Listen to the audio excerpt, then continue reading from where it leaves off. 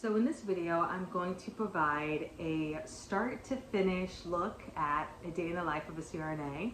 I know in the past I've done day in the lives of a CRNA and gave you guys kind of like an overview and quick glimpse of what the job of a CRNA is like, but I felt like it would be helpful to actually have a video where I talk about from start to finish what the day looks like. So this outline may vary depending on what type of job you have as a CRNA and like the culture of where you work, but this is kind of just a very basic idea of how the job goes. So first you arrive at your job usually at least 30 minutes before your first case starts, and at the majority of the jobs that I've had, the cases usually start at 7, 7:30 or 8. The earliest case that I've had to started like 6:15. And sometimes you'll have cases that start at 9, but you usually have to come in before 9 anyway to like help out, give breaks, do pre-op assessments. So usually between 7 and 8 is when your first case starts, so you arrive 30 minutes before then. And then 30 minutes is usually enough time for you to go in, set up your room, and see your patient in pre-op. Once you arrive to the hospital, outpatient center, or office that you work at, you go in, change into your scrubs, and then you're going to whatever OR you're in and get your room set up for the day. So one of the first things you do is your machine check, and then you also make sure you have all the safety equipment you need, like an ambu bag, a bougie, which is an airway device that you use in case like there's like an airway emergency, and then also making sure your suction works.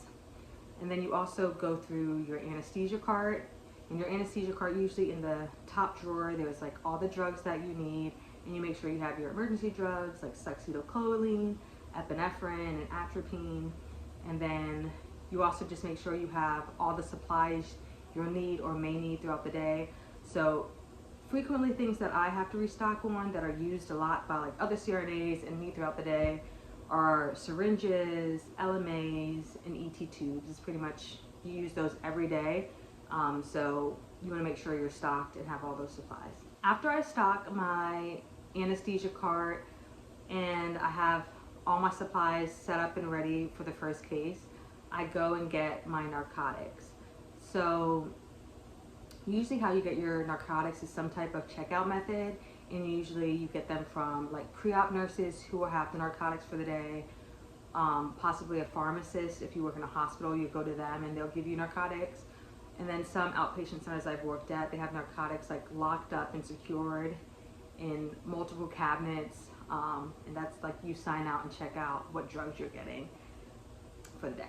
And the type of narcotics you typically get or controlled substances that you typically get are propofol, fentanyl, Versed, Dilaudid, ketamine. And then after I check out my narcotics, I usually have about 10 minutes before the case starts, so I go to pre-op to go talk to the patient. Depending on what type of facility you work at, you may have to do the whole pre-op assessment yourself. So you may actually have to arrive a little earlier or go see the patient before you even set up your room, just to make sure that they have cardiac clearance, or just in case there's like anything where you may not think the patient is optimized for the surgery. You want to know that before they get like their IV and get all this other stuff done. But the majority of the places I work, there's usually someone who does the pre-op assessment, whether that be an anesthesiologist or another CRNA. They'll do their anesthesia pre-op assessment, which includes doing a health assessment, asking the patient their health history, any allergies they have, any problems with anesthesia they've had, and just kind of doing like a head to toe, asking them all about their history, what medications they're taking or have taken, and then doing like a assessment of the patient's airway, range of motion of their neck, that kind of thing. And then also making sure you explain the anesthesia plan to the patient, make sure they agree to it, answer any questions they have about it, and then get them to sign the anesthesia consent. And then if someone has already done that portion of the anesthesia assessment, when I come, I just like go over it, ask any questions that I may have based on the assessment of the anesthesiologist or the other CRNA, and then just like do a quick assessment of my own, of the patient's like airway and all that kind of stuff, just to make sure it matches up with what the other provider saw for the patient. And then I also check like the anesthesia consent, make sure that the patient signed it, and the anesthesia provider signed it, and then also a witness, which is usually the pre-op nurse, has signed it. The circulating nurse also asks the patients a couple questions and does some like extra safety checks, making sure right patient, right site, and I'm usually with them verifying that stuff at the same time. And then once we verified everything, confirmed that everything is correct in the chart, consents are signed, and the surgeon is there and ready to go, we will roll back for the patient. So then once we are in the OR room with the patient, we help them move over to the OR bed.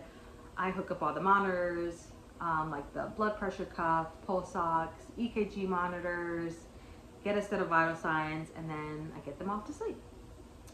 And then after that, usually like the circulating nurse and the surgical tech kind of prep the patient, drape the patient, have them all ready for surgery. And sometimes the surgeon will help with that, but also sometimes the surgeon is like scrubbing in, and then we'll call the surgeon to the room once we're like all ready for them to go, so they can just come in and start doing the surgery. And usually during that time, I'm just like catching up on charting, making sure like the patient's stable, everything's looking good, and they'll be ready for incision of the surgery. And then right before we actually start the surgery, before like any cuts are made, we do what is called a timeout, where we verify that we have the right patient, it's the right procedure, right surgical site, address any concerns that anybody may have in the room, and then also go around and just kind of say, everybody introduces themselves and says what their role is during the surgery. Once the surgery starts, what the CRNA is doing is just continuously monitoring, assessing, and just making sure like the patient's vital signs are stable, checking the ventilator, make sure they're being oxygenated and ventilated well, and anticipating if the surgeon is about to like do local, or if they're telling you they need something, the bed up or down. We're just kind of tuned into all of that and making sure we're just anticipating any needs the patient has, ready for the next steps of surgery, and just saying to ourselves, okay, is this going to cause the patient pain? Do I need to go ahead and just give them more fentanyl or any other pain medication? Yeah, so that's pretty much what we're doing the whole case, just constantly monitoring and assessing over and over and over again. And then also like charting and just making sure that we are documenting everything correctly. And then usually between about 8 to 10 a.m., that is usually when we have time for a break. So usually another CRNA or an anesthesiologist will come in and give us a break. Sometimes if our case is short, we may have a break in between the cases if there's enough time. And some days are just really busy where we don't get a morning break and everybody's just kind of like running around and trying to get things done. So it all just depends. But the majority of places I've worked have been pretty good about everybody getting their 15-minute break, which I've been thankful for.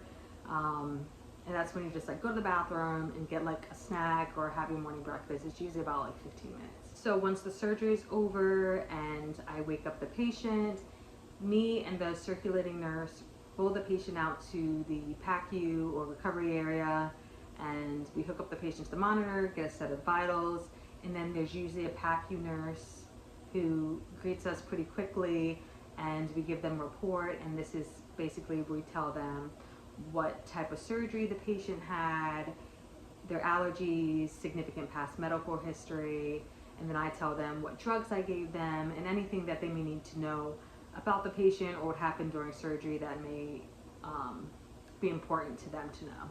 And then once I give them a report and the patient's vital signs are stable, I go back to the room and wipe everything down, wipe the anesthesia equipment down, and kind of get set up and everything ready for the next case. Because usually, since I work at outpatient centers, the turnover is very quick. Like everybody's working together to get the next patient back as quickly as possible.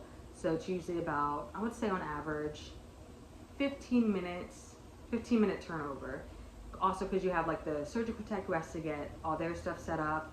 The nurse has to get all the different equipment in. If we're doing like a completely different case or have like a completely different surgeon coming in, we have to get new equipment bought in and out. So yeah, it usually takes about 15 minutes if everything is like running pretty smoothly. And then after that, you head back to the pre-op area and do the same thing over again. Greet the next patient, do all the little safety checks, and just kind of like keep going until like the surgeries dwindle down or finish in your room. Lunchtime usually starts around 11 a.m. and that may sound early, but since all of us get there pretty early, by 11 o'clock most of us are hungry and ready to eat. So lunches are usually given between 11 to about 1 is usually when lunch breaks are given. And then after lunch, you go back to your room and just keep going until the cases in your room are done or someone comes and relieves you. So the way getting relieved for the day works is most places I've been to have like what is called a number system or a waterfall system. And this means that everybody is assigned a number. So let's say 1 through 8. If you have 8 rooms, 8 anesthesia providers, everybody gets number 1 through 8. So 1 typically will leave first. So once the first room is done in the center, like the cases are done, they're not adding any more in that room, they're closing it down, whoever was in that room relieves number 1. So they'll go to number 1's room and say, hey, you can go home. And it just keeps trickling down as the rooms go down. So 1 goes home first, then 2 goes home next, 3 goes home, 4 goes home, and 8 would be the last person to go. They would stay the latest. So technically that's their late day. And then some places you work at, and this is usually hospitals, they'll have shifts. So somebody may work an 8-hour shift, which is usually like 5 days, 8 hours a day. Or there's 3 days, 12 hours a day, or 4 days, 10 hours a day, or sometimes there's like 24-hour shifts you do maybe once a week. So before you like sign up for a job or sign a contract, it's always good to know how the scheduling works, when you will get relieved, just because you want to work with whatever lifestyle that you have or that you're looking to have. Some people prefer doing long 24-hour shifts and just knocking it out. Some people like doing 312s, similar to like how you would have as a nurse, like a bedside nurse in a hospital. I prefer probably 5/8s or closer to 4/10s, just because I don't want really long days, because when I come home I'm just exhausted. But I also like having a day off. So it just depends on your needs, and your needs change as you get older, you have kids, etc. So that's basically a start to finish day of a CRNA, and I hope this gave everyone a better idea of just how a CRNA's day kind of looks from start to finish.